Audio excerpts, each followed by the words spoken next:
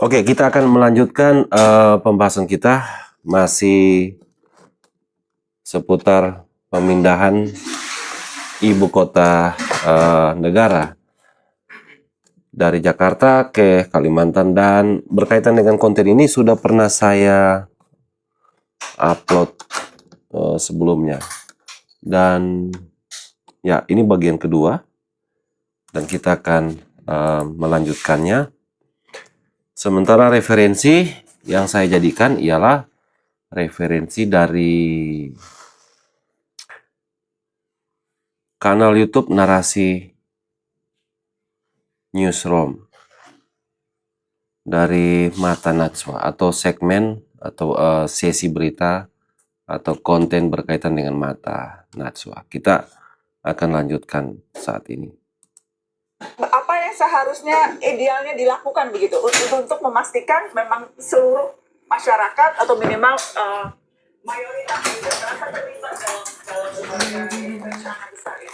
Ya, itu peran pemerintah daerah harusnya mendengarkan rakyat, bukan mendengarkan pusat, menyerap aspirasinya. Jadi apakah dialog itu telah dibangun sejak awal sebelum diputuskan? Nah, ini yang sebenarnya cacatnya. Kerap kali yang disampaikan adalah ini berkaitan dengan apa yang barusan disampaikan ini, kalau tidak salah praktisi yang berasal dari lingkungan kalau tidak salah ya LSM, kalau tidak salah. Dan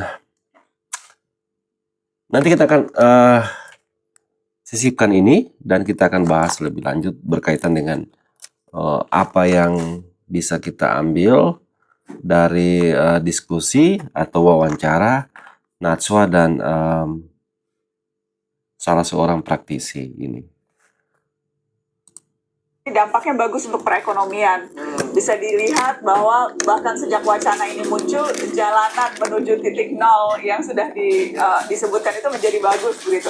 Sebelumnya bahkan jalan tol tidak ada, akses jalanan juga rusak menuju tempat. Jadi itu dijadikan contoh betapa memang pembangunan ini akan menghidupkan perekonomian dari segi infrastruktur terutama. Ya, sebenarnya perekonomian kita lagi malah defisit ya. Ini namanya Pradharma Rupang dalam kapasitas sebagai dinamisator Jatam Kaltim. Dan 466 triliun itu justru sebenarnya lebih baik untuk menghidupkan ekonomi kita yang lagi terpuruk.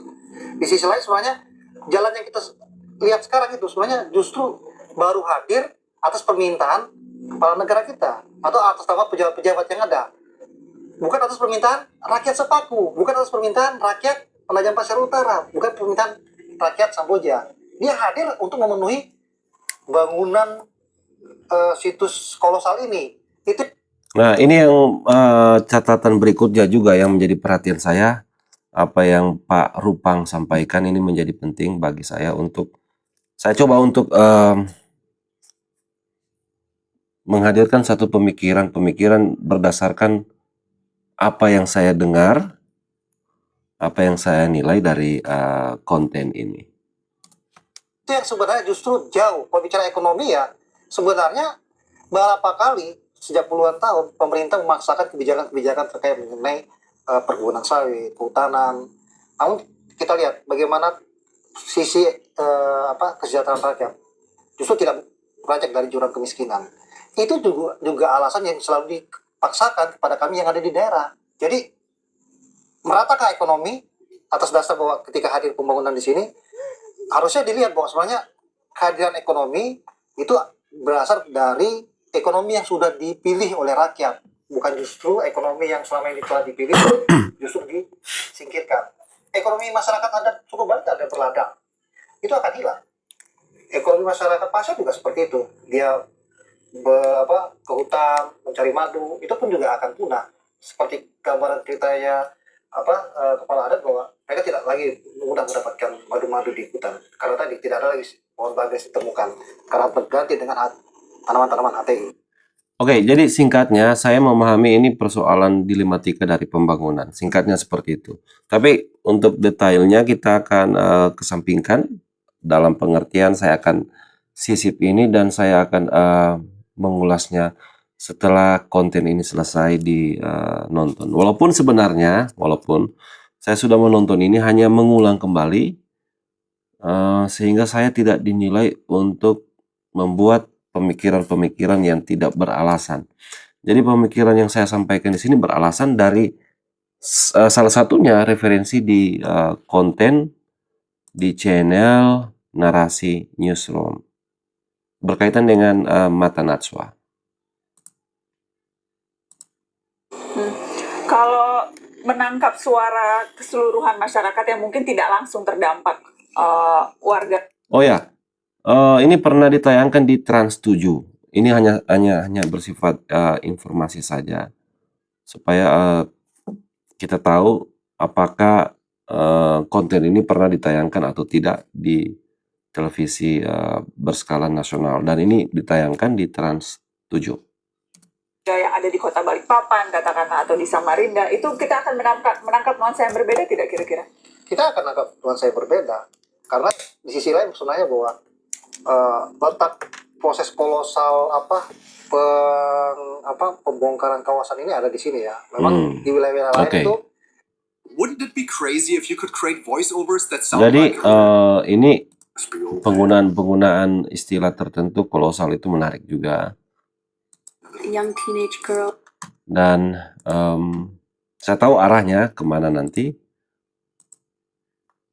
Dan ini ya singkat katanya ya kayak tadi saya sudah mengatakan, ya intinya ini berkaitan dengan dilematika pembangunan. Skala-skala properti yang sebenarnya masyarakat itu akan menjadi penonton, sama seperti suku Bali. Dia melihat kawasan ini tidak ubahnya apa yang terjadi dialami oleh rakyat Betawi di Jakarta. Dia akan terpikirkan, dia tidak masuk dalam proses produksi dan hanya menjadi penonton saja. Oke. Ya sama dengan yang tadi. Intinya kita bicara soal dilematika pembangunan. Intinya. Dan kita di wilayah yang sebenarnya mereka dilahirkan. Tadi kan Pak Bupati bilang justru dengan pembangunan ini akan ada akses rumah sakit akan jauh lebih baik. Dan kita kemungkinan akan ketika kita nonton ini ada sekian banyak ya hal-hal berkaitan dengan perhatian saya, salah satunya dilematika pembangunan yang kita bisa temukan dari konten ini. Intinya termasuk yang disampaikan hal-hal terkait yang disampaikan oleh Bapak Rupang di durasi 46 menit 48 detik kalau tidak salah. Sekolah juga akan jadi jauh lebih banyak, lebih baik. Apakah itu tidak melihat ke arah sana, Bang? Ya, pembangunan infrastruktur yang harusnya pembangunan hadir adalah untuk dimanusiakan dulu manusianya. Misalnya, apakah bisa masyarakat pemuda-pemuda suku Bali, Sepaku itu akan berkompetisi dengan pemuda-pemuda yang sarjana-sarjana fresh graduate dari Jawa, dari luar negeri?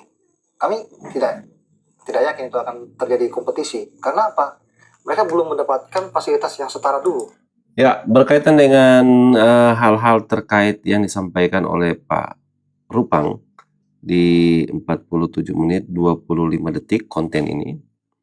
Ini dapat saya tarik lagi. Ini berkaitan dengan pembangunan sosial dan bagaimana keadilan sosial itu bisa diwujud nyatakan. Ini yang menjadi ya intinya masih berkaitan dengan dilematika pembangunan juga. Nanti kita akan tindak lanjuti lagi berikutnya. Jatah melakukan kajian terhadap proyek IKN ini. Apa saja yang menjadi inti utama kajian yang ditemukan?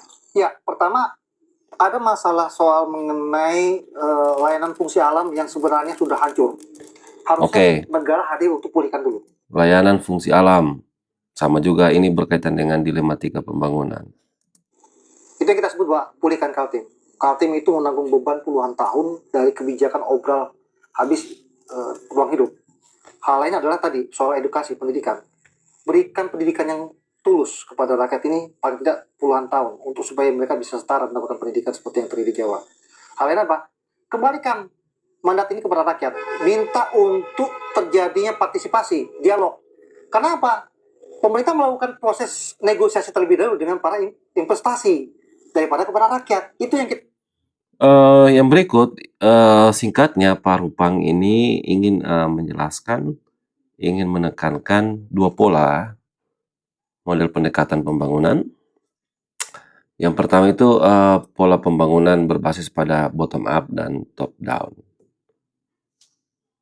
kita kritik. Nah, hal yang lain sebenarnya yang harus dilihat bahwa kajian ilmiah itu pun juga hadir. Dia diputuskan terlebih dahulu, baru ada kajian, dan kajian pun juga kajian rapid atau kajian cepat yang sebenarnya juga tidak ditemukan catatan daya dukung dan daya tampung lingkungan hidup. KLHS itu adalah dokumen resmi yang disyaratkan oleh negara untuk mempertahankan temuan jika misalnya kawasan tersebut rentan dengan bencana, rentan dengan misalnya kebakaran, atau rentan dengan posisi krisis air. Nah, dokumen itu tidak ada sebelum diputuskan, tapi dipaksa. Oke, yang berikut mengenai dokumen-dokumen yang dinyatakan atau disampaikan oleh Pak Rupang yang seharusnya itu menjadi acuan, dapat dikatakan begitu. Nanti kita akan masukkan juga pada sesi policymaker. Diputuskan baru dibuat dokumennya. Ada sejumlah nama konglomerat yang muncul dalam daftar konsesi lahan di kawasan IKN. Siapa saja mereka dan apa kira-kira skema? Adakah skema tukar guling dalam tanda kutip atau adakah kompensasi tertentu yang akan diperoleh? Setelah pariwara, kita akan tunjukkan datanya.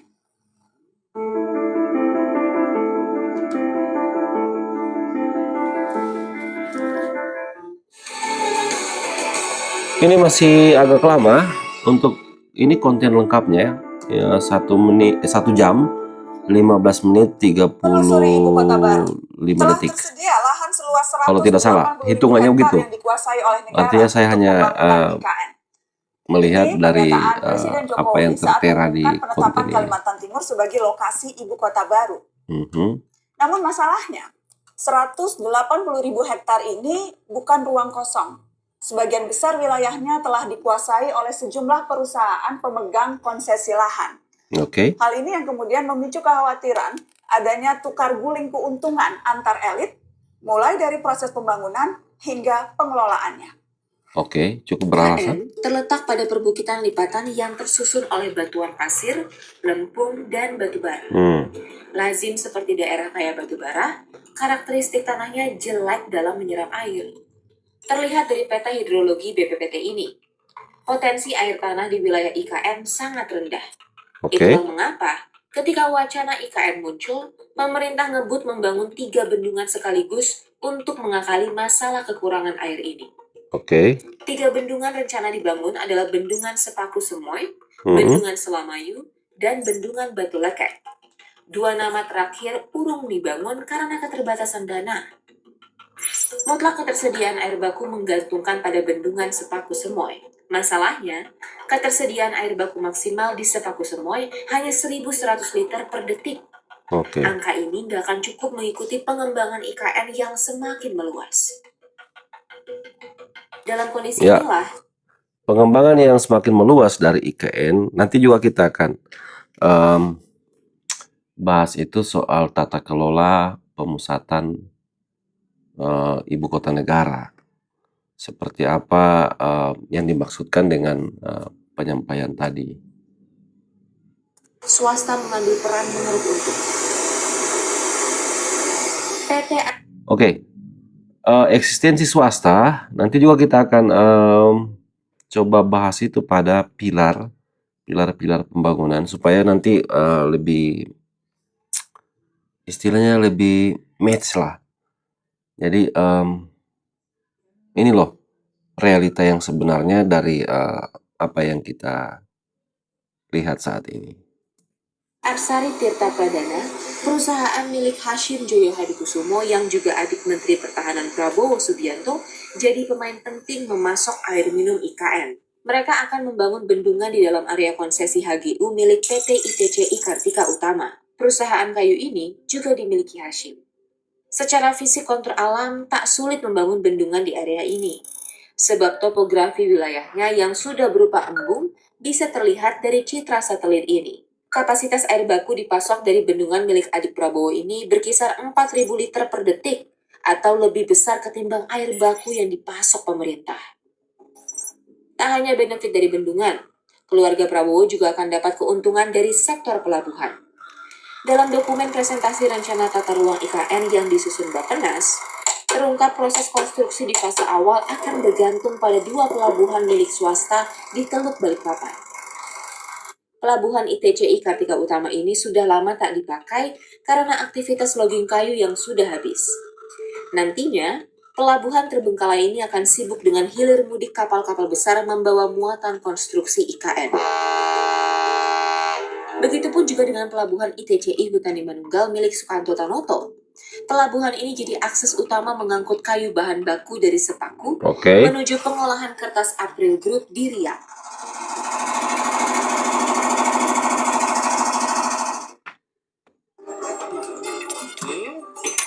Oke, ini iklan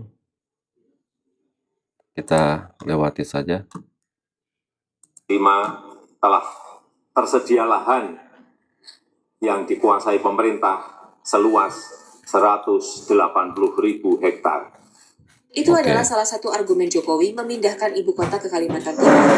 Masalahnya, di kawasan IKN, sebagian besar lahan di IKN telah dikuasai oleh izin-izin korporasi pada sektor kehutanan, pertanian, ataupun pertambangan. Ini adalah izin pertambangan di dalam area IKN. Jumlahnya mencapai 140. Jadi gini, penting saya berikan juga penjelasannya supaya jangan kita artinya ada hal-hal tertentu yang kita akan lihat itu penting untuk kita berikan penjelasan terkait misalnya soal pembangunan, misalnya soal pilar-pilar pembangunan dan macam-macam hal, termasuk itu berkaitan dengan dilematika pembangunan. Tujuan saya sederhana, saya ingin mengedukasi masyarakat melalui konten ini. 24 izin konsesi tambang.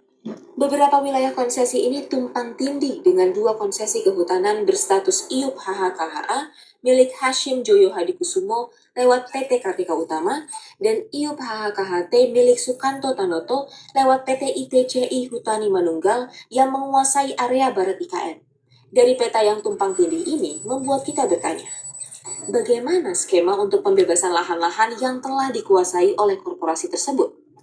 Nah, ini penting juga, artinya tim Mata Najwa juga penting dalam meletakkan pemikiran ini sebagai dasar kita untuk melihat arah kemana sebenarnya sih kebijakan dan implikasi dari kebijakan pemindahan ibu kota dari Jakarta ke Kalimantan.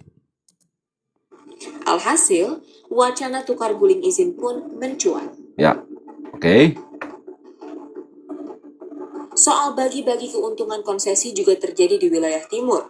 Saat disusun pada 2019 lalu, luas IKN mencapai 180.965 hektar pada 2020. Saya pikir konteksnya sama dengan konteks sebelumnya, dan teman-teman bisa melihat itu, menelusuri lebih lanjut konten lengkapnya dengan judul menelusuri ibu kota baru, buka kurung, full version, tutup kurung, Mata Najwa di kanal YouTube Narasi Newsroom. Dan sebaiknya teman-teman menonton dulu konten ini, konten dari Mata Najwa di kanal YouTube Narasi Newsroom. Dan setelah itu saya coba untuk menyusun, membuat konten berkaitan dengan bagian ketiga ya, pemikiran-pemikiran sehubungan dengan pemindahan ibu kota negara dari Jakarta ke Kalimantan pada atau jelang detik-detik terakhir Pak Joko Widodo tidak lagi menjadi Presiden Republik Indonesia dan akan digantikan oleh Pak Prabowo Subianto. Dan sekali lagi saya akan kemukakan pendapat-pendapat, pemikiran-pemikiran berbasis pada apa yang saya pahami dari konten ini. Kemudian yang bertujuan memberikan edukasi kepada masyarakat secara tidak langsung melalui konten saya. Kemudian saya tidak memiliki tendensi apa-apa, saya tidak memiliki kepentingan apa-apa, kecuali ya hanya ingin mengedukasi masyarakat. Ini loh yang dipahami seperti ini dan begini, tanpa saya tidak membela satu kelompok manapun. Artinya ada hal-hal yang saya lihat juga itu perlu untuk menjadi pelengkap atau singkat katanya itu semacam blueprint atau naskah kebijakan yang wajib diperhatikan pemerintah, terutama pemerintah baru kita di bawah Pak Prabowo Subianto sebagai Presiden Republik Indonesia dan Mas Gibran sebagai Wakil Presiden Republik Indonesia. Akhir kata, saya Adriani Tobondo mengucapkan banyak terima kasih.